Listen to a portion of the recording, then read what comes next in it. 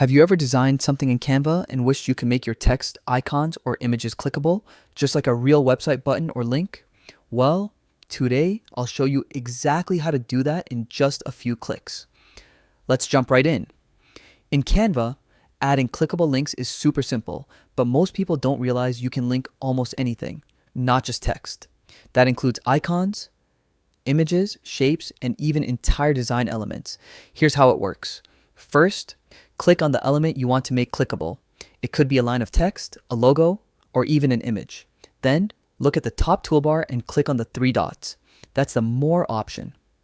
From there, you'll see an option called Link. Click it, and you'll get a small box where you can paste your URL. If you're linking to an external website, just paste the full link, like a YouTube channel, product page, or portfolio site. But if you're working inside a multi-page Canva design, you can also link it to another page within the same project. Once you've added your link, hit apply or done, and that's it. The element is now clickable. When you download your design as a PDF, those links will stay active. So this is perfect for digital resumes, interactive presentations, ebooks, or even online brochures. And here's a quick tip.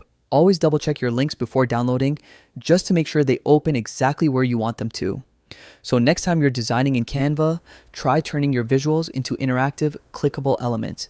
It instantly makes your projects more professional and engaging. If you found this helpful, make sure to try it out yourself and see how much it improves your designs. Thanks for watching, and I'll see you in the next one.